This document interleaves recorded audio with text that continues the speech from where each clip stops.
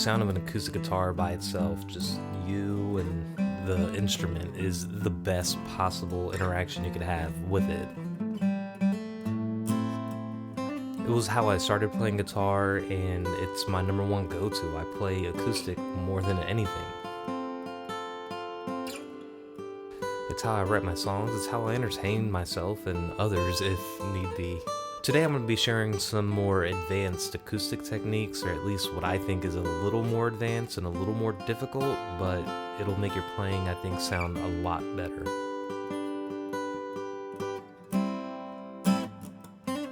For this, all you need is your acoustic guitar and a guitar pick. We're in standard tuning, so go ahead and grab it.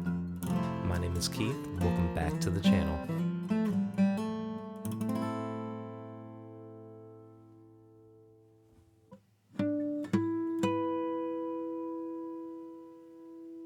Alright, so welcome back. So let's go ahead and get the shills out of the way. I don't think I'm going to have any charts or diagrams in this video, but all the charts and diagrams that I put up on any of my other videos are available for free via my Patreon. All you have to do is be a free member. And a thank you goes out to all of my paid members. It really does keep me motivated, and it just keeps me going on and on and on. So I ain't giving up. Finally, if you want to support the channel without committing to a Patreon or anything like that, then I don't blame you. I do have Sweetwater affiliate links in the description. The links, once you click them, make a purchase, small percentage goes my way. Very, very tiny. But you'll see links to the gear that I'm using in this video, which is just this guitar and maybe this microphone. So this is a Martin D28, more on that later, and the microphone is a Lewitt condenser mic. It's a really good little mic. Affiliate links in the description. Let's go ahead and get at the techniques that I'm going to discuss today.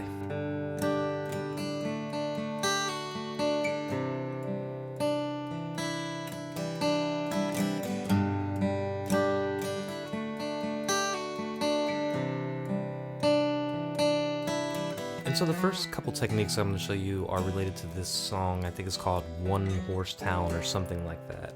Either way, it's a great kind of song to demonstrate these two techniques, and the first one being arpeggiating. Now, what do I mean by that? We all know arpeggios. I'm not talking about a 1-3-5. I'm talking about like picking out individual notes. And so this song has a few different chords in it. Let's go over them. We just have a E minor, a C, then we go into a G and a D, back to a C, right? So the beginning of the song, and then it goes to that C. That's not the point of this exercise, because when we get to this kind of chorus,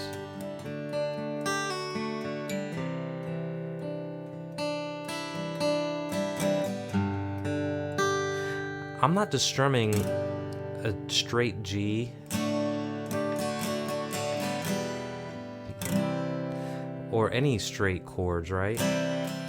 For a more dynamic effect, what I want to do is kind of pick out individual notes. So instead of just doing the strumming from a G to a D to a C like this,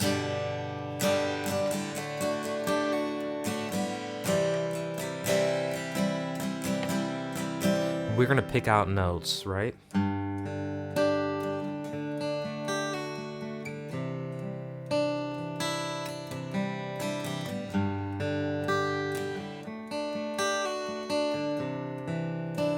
And what that allows us to do is give the song a little more dynamic, right? Make it a little more dynamic.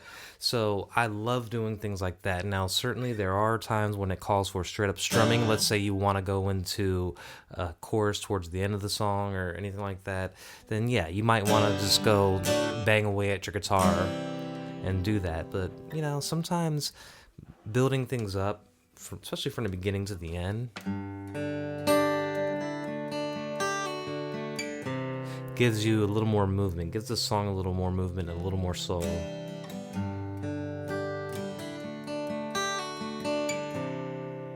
Right? It just sounds so nice. The next thing I want to talk about are hammer-ons, right? And so in this particular song, I'm not using my picking hand or strumming hand. I'm just hammering on that E minor and that C, right? So it starts off with that slide from that D string to the second to the 4th fret, back to the second, then it goes down to the C minor, right? But instead of strumming that E minor, sometimes I'm not even gonna strum. Same for the C, right? If you can get that technique down, there's so much percussiveness in these instruments that it'll allow you to do that and hit those chords without even strumming. Gives you a nice little different sound. Again, we're playing with dynamics here. Now, speaking of this D28 that I'm talking about, I really just got it less than a couple weeks ago, and I freaking love it. It's my dream guitar. And so when I go onto Martin's website and look up what kind of gauge strings they use for their dreadnoughts, they use medium gauge strings, which is 13s. And the story behind that, and this is another tip, is when I bought my D15E, I've always had 13s on there, and I got used to it, and I loved it. But when I got this Martin, they strung it up with 12s, and you know, for the longest time, I was playing nothing but 12s on my acoustic guitars, and so I recently switched maybe a year and a half ago to the 13s and just got used to that. When I picked up and played this with 12s on it, after playing those 13s for about a year and a half, it felt so nice and buttery smooth. I'm stuck at 12s again. It just makes everything way easier to play. I still get all the volume that I need from those 12s, and I'm not really sacrificing that much. I mean, maybe a little volume, because I know that when you're talking about acoustic guitars and dreadnoughts, you're driving the guitar top with the tension of the strings. So higher gauge or bigger gauge strings, the more drive you're going to drive this top. But what are you going to sacrifice? You're going to sacrifice a little bit of playability. If you're used to those 13s, fine. You can get used to them. I just find everything way easier to play with these 12s on. Speaking of that, let's dive into the next tip, which is palm muting, which you wouldn't really think too much on an acoustic guitar, but hear me out.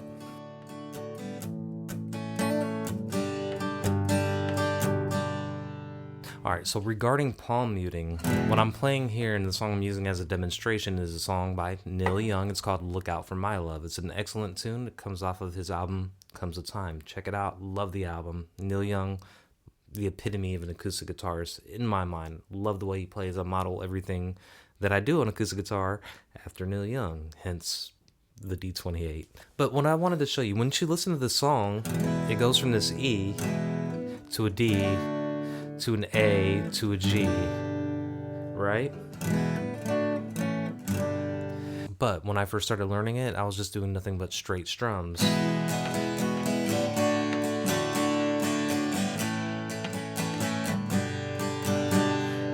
Okay, it sounds good if you've never heard the song before, but if you have, it doesn't sound right. It sounds way too busy. There's just way too much strumming in what I'm playing here, and it just becomes a little too much for the ears, your ears, and maybe the audience's ears. So what I would like to do to compensate that is add a little percussiveness, and that's all picking hand or strumming hand technique. So let's see a comparison between this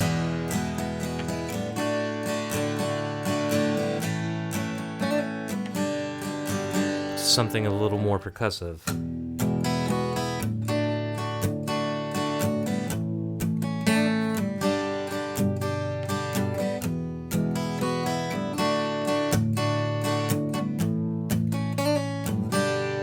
Right? It's a little more dynamic. You got a little bit more percussiveness by this little right hand technique. I'm kind of strumming down and hitting and muting at the same time as I'm picking. This is a technique that, again, Neil Young uses a lot. So right there, that's gonna take a lot of practice. I'm kind of hitting with this part of my hand here, just banging down while I'm strumming. So that's the sound I want to get. Just like that. Practice that. Practice with this song.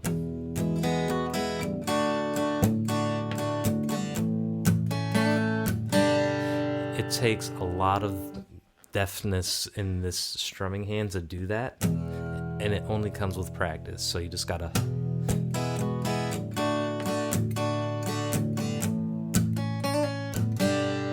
again, so fun to do, sounds really awesome. Another song he does that very subtly is Needle and a Damage Done.